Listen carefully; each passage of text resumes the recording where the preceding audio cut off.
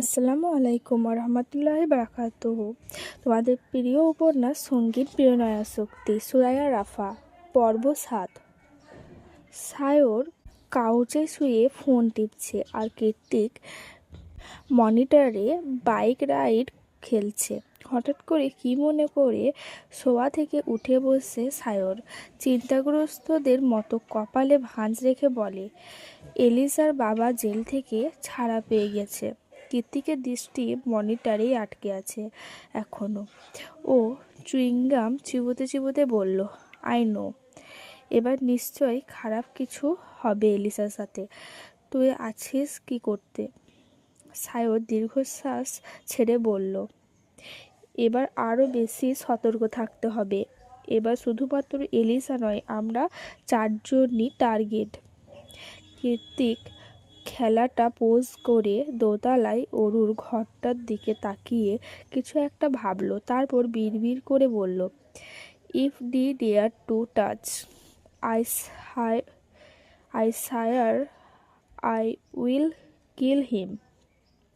সায়র তাজ্জব বনে গিয়ে প্রশ্ন ছুড়ল, তুই কি বলছিস বিড়বিড়িয়ে? কাকে মারবি তুই? কীর্তিক ওর ভয়ানক শীতল চাউনি নিক্ষেপ করলো সায়রের দিকে। বাজ পাখির নজরের মতোই তীক্ষ্ণ সে চাউনি। ওর চোখে জোড়ায় যেন একটা জীবন্ত থ্রেড। ঠোঁটের কোণে করুর হাসি ঝুলিয়ে খুব আস্তে আস্তে জবাব দিল কীর্তিক, এলিসার বাবাকে। সকাল গড়িয়ে দুপুর হয়েছে, এখনও ফেরেনি অনু। অবশ্য ফেরার কথাও না, বলেই গিয়েছে ফিরতে সন্ধ্যা হবে। হঠাৎ করে বিদেশের মাটিতে পা রেখেই ওর আপ্পা এত ব্যস্ততা ধরতে পারল না অরু। এদিকে সারাদিন না খেয়ে থেকে শরীরটা কাহিল হয়ে গিয়েছে ওর।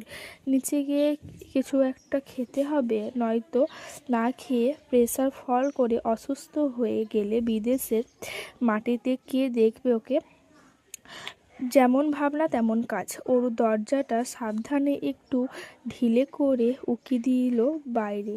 তৎক্ষণাৎ নিচ থেকে সকলের পুরুষালী কণ্ঠটা আবারও ভেসে এলো কানে, এই যে এলো কেসি, খেতে এসো।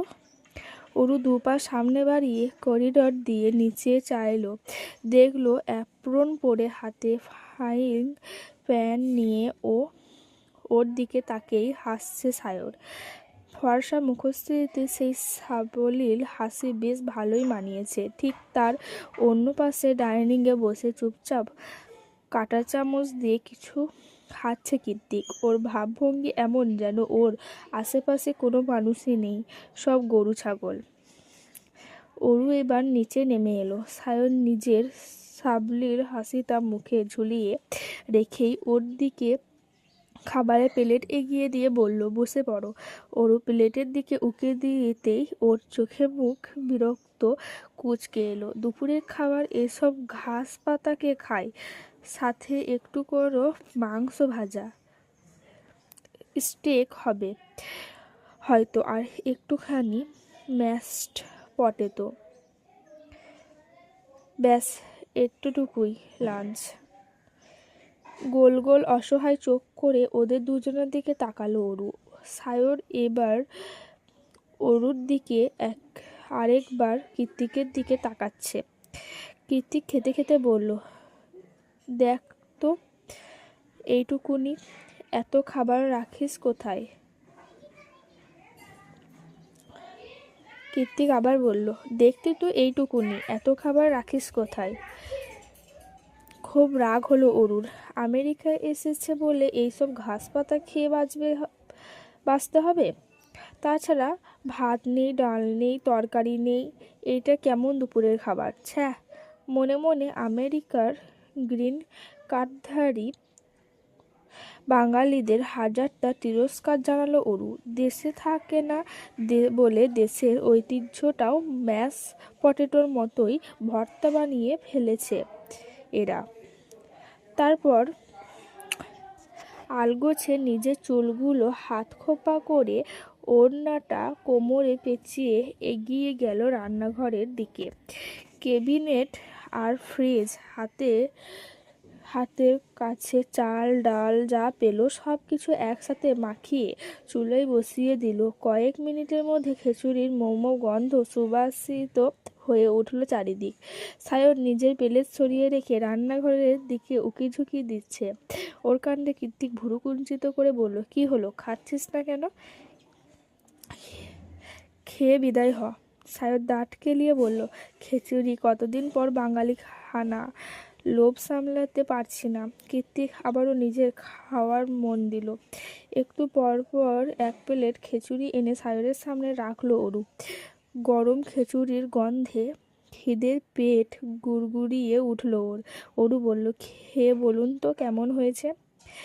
গরম খিচুড়ি মুখে নিয়েই অভ্যেসে চোখ বুজে এলো সায়রের। ওর মুখের এক্সপ্রেশন দেখেই বোঝা যায় ওর খাবারটা ঠিক কতটা পছন্দ হয়েছে। খাবার গিলে নিয়ে তিক্ত মাখা হাসি দিয়ে সায়র কৃত্তিককে বলল, তোর বোন ফাটাফাটি রান্না করেছে দোস্ত। এরকম রান্না খেতে পারলে আমি যখন তখন তোকে সালা বানিয়ে ফেলবো। Damn sure. নিজের হাত মুঠিবদ্ধ করে অগ্নিদৃষ্টিতে অরুর ক্লান্ত মুখশ্রীটা পরখ করল কৃত্তিক। তারপর একটা তাচ্ছিল্যে হাসি দিয়ে বলল, ও আমার বোন নয়, ও আমার বোন হতেই পারে না। মানে? সায়র মুখে কৌতূহল স্পষ্ট।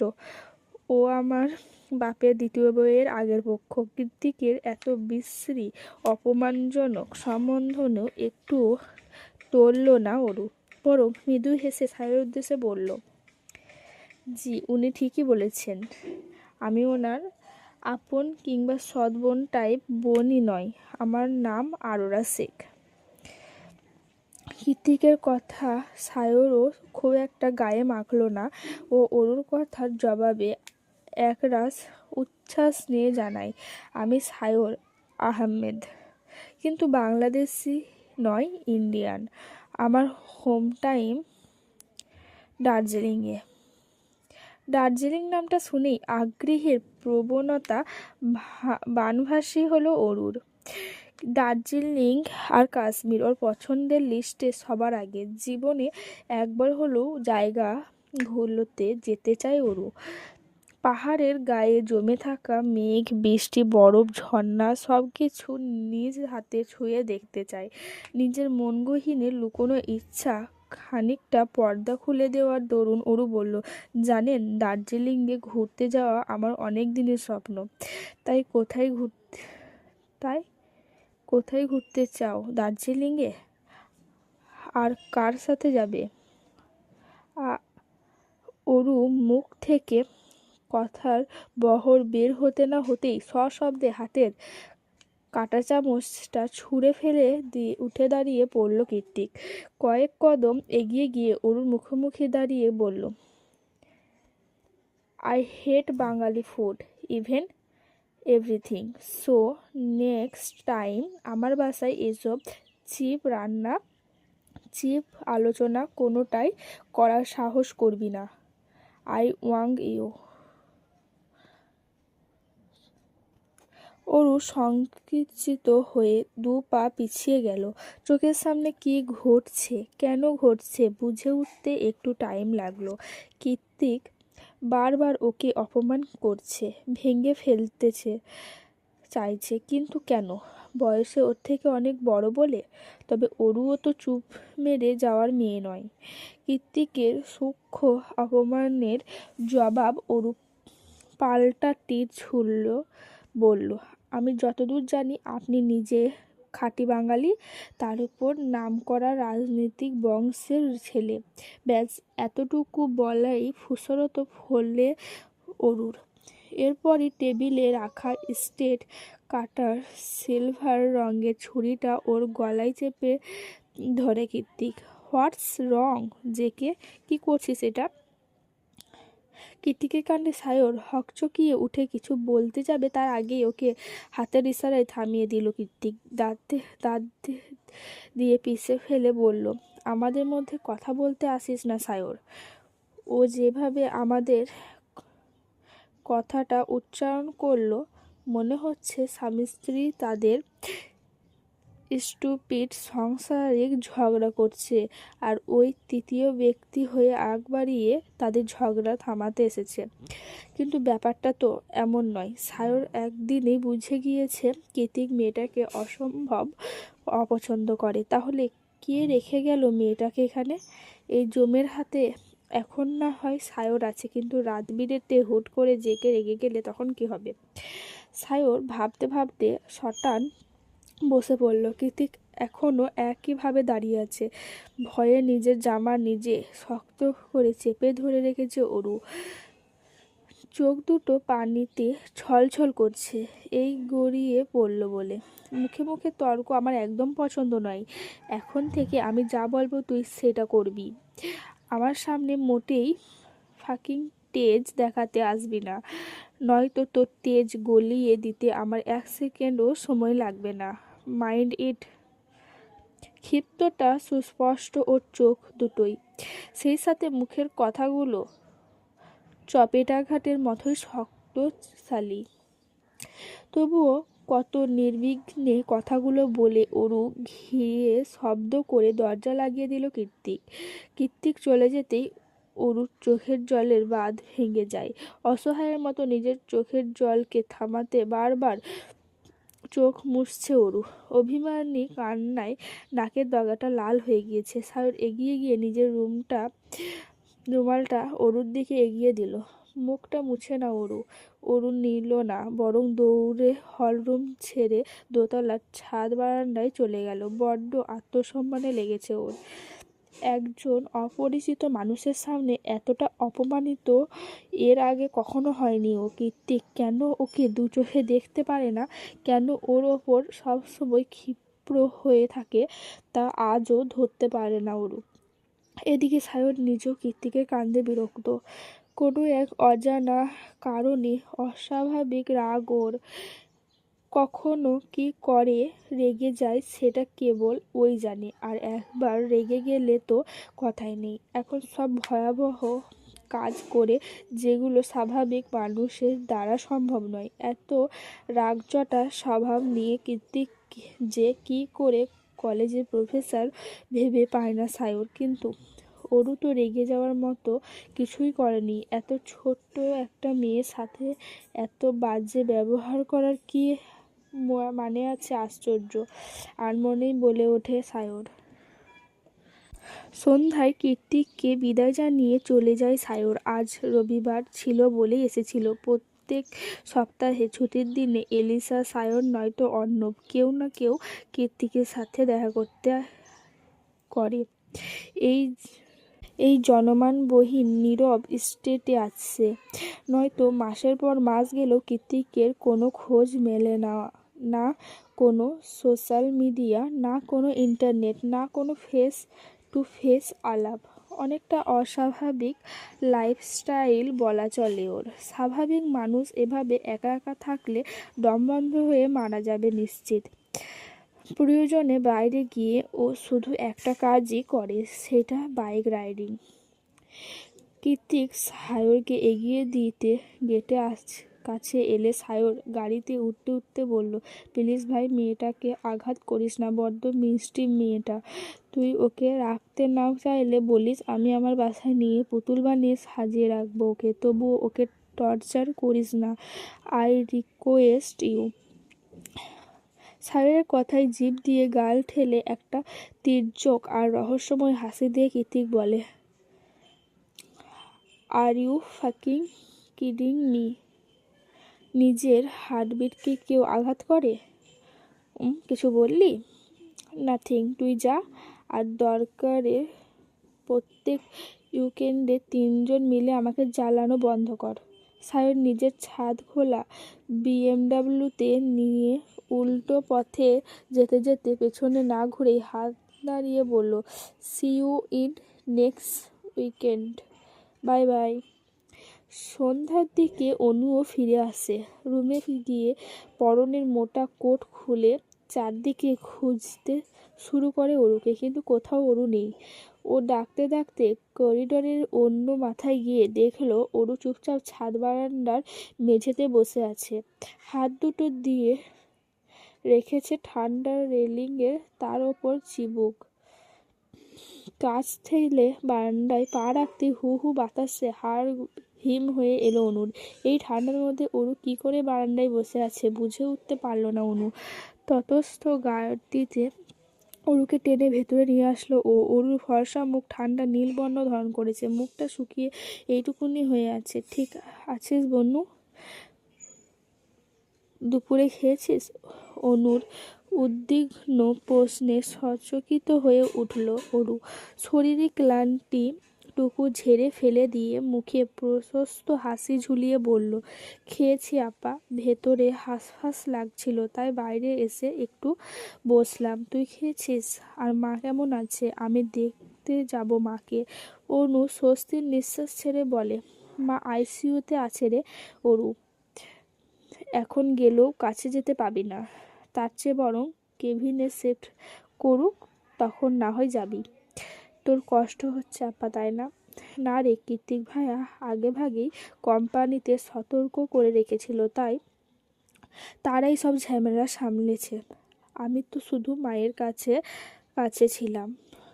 দু বোন আরও অনেক সুখ দুঃখের আলাপ করছিল, তখনই নিচ থেকে কলিং বেল বেজে ওঠে। অনু বলে, তুই দাঁড়া, আমি গিয়ে দেখি। একটু পর কতগুলো প্যাকেট নিয়ে ভেতরে আসে অনু। অরু কৌতূহল নিয়ে শুধায়, এগুলো কি আপা?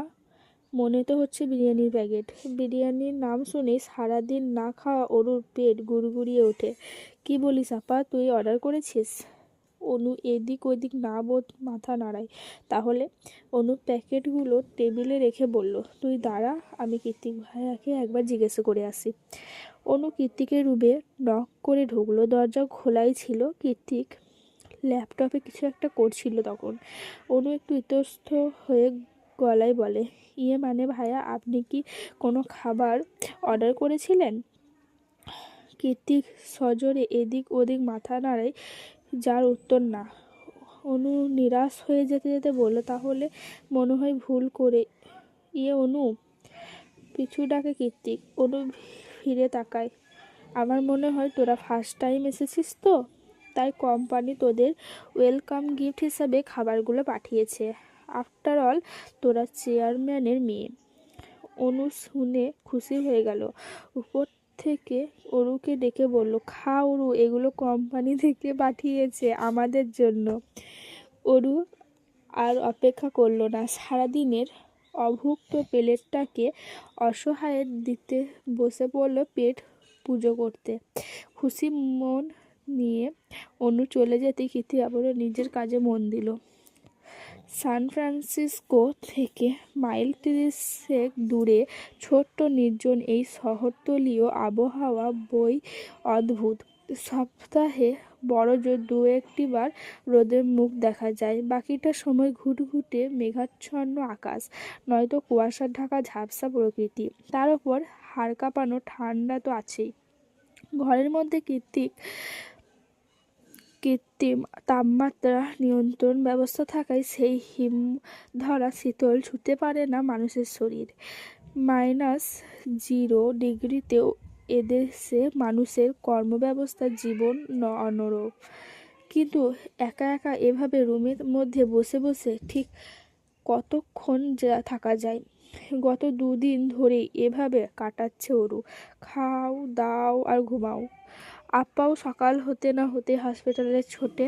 কৃতিক বাড়িতে থাকে না, থাকা একই না কথা। সে কখন আসে কখন যায় সেই ধারণাটুকু পর্যন্ত নেই অরুর। তাছাড়া এই বদমেজাজি লোকের সাথে মুখ দেখাদেখি না হওয়াই ভালো। এক কথায় গুড লাক। রুমের মধ্যে এদিক ওদিক পাচারি করে অরু অলস মস্তিষ্কটা ভাবছে কি করা যায়, কিভাবে সময় কাটানো যায়। তখনই গুরুদায়িত্ব মনে পড়ার মতোই মনে পড়ে যায় নিখিল ভাইয়ের কথা। গত 2 দিনে অরু তো ভুলে গিয়েছিল নিখিল ভাইয়ের সাথে একই দেশে আছে ও। কিন্তু মাত্র কয়েকদিনের দূরত্বে কিভাবে আপনাকে ভুলতে বসলাম আমি নিখিল ভাই? ওর অবচেতনে মস্তিষ্ক বলল, ভালোবাসলে ভোলা যায়? তার মানে কি আমি তাকে ভালোবাসি না? না না, কি ভাবছি এসব? ভুলভাল চিন্তাদের দূরে ঠেলে দিয়ে নতুন ভাবনা সংযোজন করলো যে করেই হোক নিখিল ভাইকে খুঁজে বের করবই আমি, কিন্তু কিভাবে? তখনই চোখ গেল বেড সাইড টেবিলে অযত্নে পড়ে থাকা মুঠোফোনটার দিকে, যেটা গত 2 দিন ধরে বন্ধই পড়ে আছে। অরু এগিয়ে গিয়ে ফোনটা হাতে তুলে নিল। মনে মনে ভাবলো, এটাকে চার্জ দিয়ে লাভ নেই, কারণ ওর কাছে সিম কার্ড নেই। তাহলে এবার কি হবে? অরু পা দুলিয়ে খাটে গিয়ে বসে পড়ে। তারপর ভাবতে ভাবতে আনমনে বলে, আমাকে ধাপে ধাপে এগোতে হবে। সবার আগে নিখিল ভাইয়ের ভার্সিটি খুঁজে বের করতে হবে, আর সেটা জানতে হলে তিথিকে কল করতে হবে। একমাত্র ওই জানবে নিখিল ভাই কোন ভার্সিটিতে হায়ার স্টাডিজের জন্য এসেছে। তারপর অ্যাড্রেস নিয়ে সোজা নিখিল ভাইয়ের মুখোমুখি। কথাটা ভেবেই লজ্জায় নিজের মুখ হাত চেপে মুচকি হাসে অরু। কিন্তু তিথির সাথে যোগাযোগ করার উপায় কি? বুদ্ধিদীপ্তদের মতো চোখ জোড়া বড় করে অরু বলল, আইডিয়া। এত বড় বাড়িতে নিশ্চয়ই একটা ল্যান্ডলাইন থাকবে। হ্যাঁ, থাকবেই, শুধু খুঁজে বের করতে হবে। নিজেকেই নিজে আশ্বাস দিল ও। তারপর আর দেরি করল না। তৎক্ষণাৎ ডায়েরির পাতা থেকে তিথির নাম্বার টুকে রাখা পৃষ্ঠাটা ছিঁড়ে নিজের দিকে ছুট লাগালো, নতুন কোনো সুযোগের আশায়।